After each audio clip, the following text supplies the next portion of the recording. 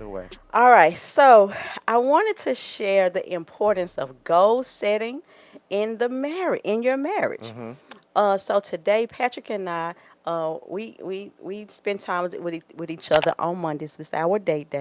But today we decided to do some goal setting or some vision casting. Like we wanted to write down what it is that we wanted to accomplish to like put days to it, put times to it, to Mm-hmm. put activities to that time. And so it's not okay. So yeah, writing down your dreams and writing down your goals, or as one of our coaches say, your objectives, like what outcomes that you want to see in your marriage and in your life, Mm-hmm. write those down. If you believe your marriage is in need of coaching, Shamika and I are certified marriage and life coaches. Just log into our website, www.hiswifeherhusband.net, to book your discovery call. Wives, if you are looking for one-on-one coaching, put his wife in the notes section. Husbands, if you are looking for one on one coaching, put her husband in the notes section. Husbands and wives, if you are looking for marriage coaching as a couple, put his wife, her husband in the notes section. Remember, our purpose is to help you build And sustain your marriage. from a biblical perspective. So go on over to www.hiswifeherhusband.net to schedule your discovery call today. But it's not enough just to put them on paper. You have to start putting them, assigning them the time that you want to get it done, Mm-hmm. right? So I also want to kind of tell on myself. But this morning in my prayer time, I was just reflecting on it. You know how you had a little thoughts, man, it's not enough time in the day.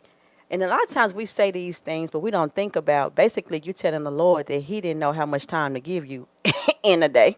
He gave us the a right amount of hours to get done. It's for us to manage our time well. And so, if he has given us much, then that means that some things may not require 60 minutes. It may require 45 minutes. It may Mm-hmm. require 30 minutes. Because when we are given responsibilities, that's not to the neglect of another. We have to do that and do this and do this and. And so, we still have to get the rest. We still have to make time to spend time with him and with our spouse and our family. And depending on the ages of your children or whatever, Mm-hmm. you still have to have your employment or whatever. You have to have all the things.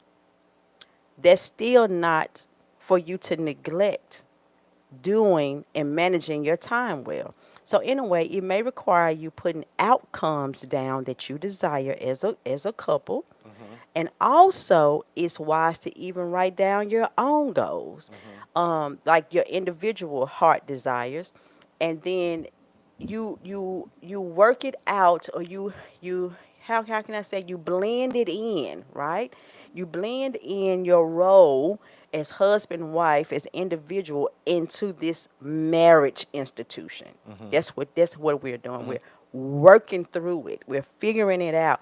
How I don't tell you you can't do that. It's like, how can I support you in that and not neglect what it is that I desire to do? Mm-hmm.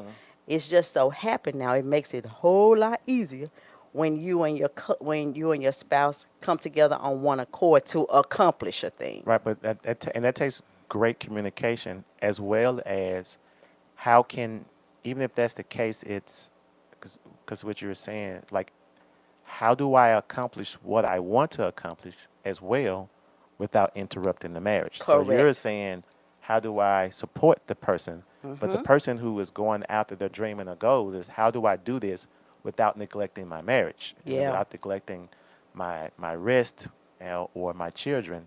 So how does that get done? So in other words, she was like, I think it's both. You Mhm. you write down what outcome, but you focus on, as Myron Golden says, you focus on your inputs. Mhm. So we're writing this down, but what's the input that I'm going to focus on more than anything? And if that happens, we're good. But regardless, if that outcome doesn't happen, I'm making sure I'm putting everything in the input Mhm. for the output. for the output. You know Yeah, what I'm that's saying? so good. And then something else that I thought about too that come with goal setting is that sacrifice comes with it. Hmm. I didn't think about it. I mean, like we know that sacrifice is involved, but when you really stop and think about it, it's like When you really really, like yeah, like you cannot accomplish like if you go for for one thing, you let go of something else. mm-hmm, You stop doing this. So mm-hmm, like yeah, when you go for the goal, know that it may require some adjusting of your time. You may not be able to date as long. mm-hmm. You may not be able to sit around and just kind of just be que sera with your life. Like, I would say even for us, we're career mhm, shifting. In other words, we're putting everything into our coaching business, yeah, his wife, her husband coaching business. mhm, That the thing that we're doing now is not going to get as much marketing time or marketing uh, real estate focus, yeah, mhm, on our social media platforms. And his wife, her husband, is the thing. yeah. You That's know what I'm the baby. saying? Yeah, that's the That's the baby. one we're raising up now Mhm, to be grown, so that we can do mhm, or put it on cruise control mhm, to possibly create another avenue um, of service to the world. mhm. To Hmm. one another too. Hmm. Yeah. So yeah. So don't neglect goal setting.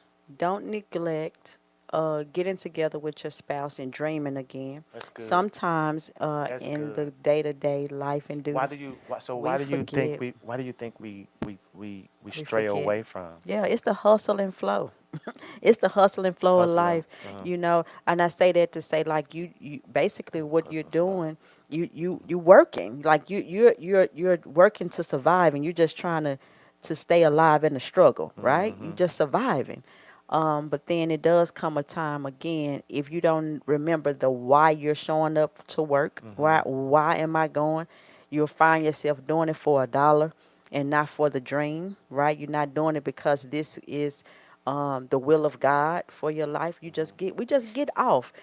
I believe the human heart is so prone to drifting, especially if you don't have it written down and you don't have that map of where you're going, the Mm-hmm. destination before you. Mm-hmm. Even it says in the scripture that for the joy set before our Lord, He endured the cross. So that struggle had purpose, right? The cross had a reason. I thought you were gonna go with God telling them don't go to the left or to the right. You know Hmm. what I'm saying? When they're going to do what God says, like it tells them don't drift, because you using drift. Hmm. I was trying to Hmm. stay within It's drift. okay. Don't drift to the Yes, sir. left or the right, which means our heart is prone to drifting left and right rather than staying on the course that God has put us on. You Yeah, know what I'm saying? yeah. And so, though that goal setting helps us not to drift, Mm-hmm. it gives us a centered focus. It helps us to be able to say, give your attention here. I know it's a lot going on and there's a lot to be done. It's a lot to be said, but this is where you stay right here. It help you to keep course. One of the coaches say, Jim Rohn say, you set the sail, you set it so Mm-hmm. that you're not just hoping that you land somewhere. It's Mm-hmm. like you set the sail. I got a question. So, because there are a lot of people who are extremely successful, and they were goal setting, Hmm. but they did not have a strong relationship with their spouse or with their children. Mm. So my question becomes, I think you can. I don't think anybody's sorry.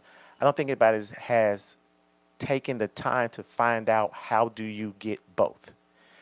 Or could it be you may be, I'm just throwing some name out, no shade on anybody. You may be Neiman Marcus successful Hmm. and not have the relationship, or I can be Target successful and still have the relationship, but there's still a success. So in other words, if I want Neiman Marcus success, I may forfeit my relationship with my wife and my children because I'm going out there, I'm getting it, boom, boom, boom. But if I decide, okay, this is the goal I'm trying to set, how do we get there so the question becomes, I think, what's the book? Rich Dad Poor Dad. I always never say I can't. I always ask, how can I? So here's the goal, baby. I want to set.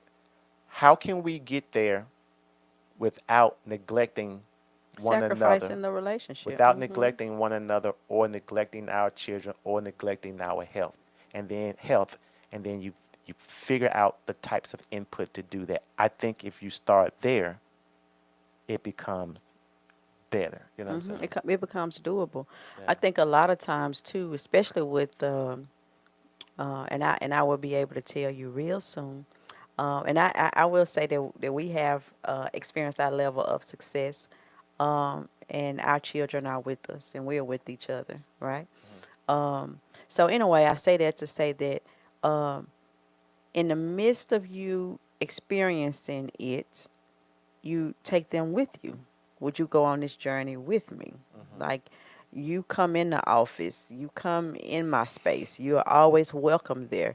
It's no compartmentalizing. It's not me going off to work, you know. Now, if they're at school, you learn how to manage their time. I got 8 hours blocked, undisturbed with family concerns. So you go all in during your 8 hours, and then when it's time to come out, you come out. But let's say you're building, because what I am learning is during the building process, it requires more energy, more effort. You need synergy, you need encouragement, you need your why to be present a lot of times. So if you're needing 10 hours versus the 8, then within that 2, you maximize that, you welcome them into, you get it 2 hours. Yeah, okay. But you welcome them into your space as you're continuing to build. I still didn't get it. I was trying. Go ahead. That's funny. Okay, so I was just, because it was 2 hours, and I said welcome them into your two extra hours. Okay. Yeah, it was cheesy, Okay. but anyway. So sometimes I think that when you're building success, building, or you're working things out, you may have to invite them in. And if they say, "I don't want to be here," would you back off again? Will you back That's off the business? Like, if you've given the 8 hours and they say, "I don't want to be here. I don't want to come to work with you," the child, you pick them up from school. Are you okay. with me? Yeah, I'm with you now. And they don't like it there, Okay. right? Then you may have to adjust your time so that you don't neglect the most important. I'm not saying that acquiring finances is not important, but it's not most important. Then what's coming to my mind is that sometimes, we living in. I'm coming from a point of flexibility, where I can say, well, I can cut it off, right? But somebody may be Yeah, but say working a some people career they that they can't do can't that. cut it off. Yeah, Yeah. So yeah. then you have to, again, that goes back to great communication that says, hey, even though like we're about to create this office space at the house, and it's when we are here, it becomes easier to do that if on the front end you spend the time you're supposed to spend with your loved ones. Yeah, because I have. So Oh, yeah, that okay, okay. when you create this separate space or this time of of uninterrupted time, they are they're more flexible or understanding that mom and dad need this time because they're building a business. Yeah, You know what I'm saying? yeah. Um, say what you want. I don't know if y'all whether I'm independent, but I think I saw a documentary one time of Donald Trump that he did not when they were growing up because this is so good. He did not he did not restrain his children from coming into the meetings. Like if he was doing a deal, they could come in. Now they couldn't disrupt, but they could come in and And listen be in as this he word. Yeah. create this deal. Now here's what happens with that. They get to hear these words over and over again that they're growing up learning the language of finances or business deals and the negotiation and things of that nature. You feel what I'm saying? I was going there for a reason. I So you forgot. don't have to leave them out. Oh yeah. Go ahead. So you don't have to leave your family out. And also, too, I think that we. Okay. So now, yeah. In a way, I think that sometimes as parents, we feel like the children are going to be children forever. And we don't want to sacrifice on the front end so that we can have the time on the back end. The truth of the matter is they are going to be adults at some point. But you don't want to be found missing out on the childhood years that won't always be. Hmm. So if you can, make sure that you make time and that you don't sacrifice the children and you don't sacrifice your spouse so that when success shows up in your life, you will have someone to share it with. We've heard too many stories of people coming to the end of their days and they would exchange those times that they missed for any amount of dollars. They would Right. exchange it in a heartbeat. Right. So yeah, Yeah. I just Emma, want to share that. that's good. I'm gonna leave on this note. On this note, even if you're trying to build a church, all right. If you're trying to build a church or you're trying to grow a church, the church is not your spouse. Um, the church belongs to Christ. So even neglecting your family, trying to grow this church, my question would be, what's your motive in the first place? And I'm not saying you don't want a large congregation. You can probably do more, but try to figure out like what's the motive for this strong desire that you would neglect your family in the process. Because as Shamika was saying, I've heard stories of pastors who have done the job of growing this large church, and yet they don't have a relationship with their parents. I mean, they don't have a relationship with their wife. Marriages are ending in divorce. The children growing up hating God because God took their dad away from them, and Or their so things of mom. that Yep. nature, or their mom and stuff like that. So Wait, you can't wait. So wait, hold on, I don't hold on, want to hold on, sure. hold on. Huh? Go ahead. I don't I don't want the phone to Oh, to cut off. yeah. Okay. So one of the things, like, as I keep talking, I would encourage you to ask the Lord to put His finger on the desires of your heart, What does that and mean? I'm giving Okay.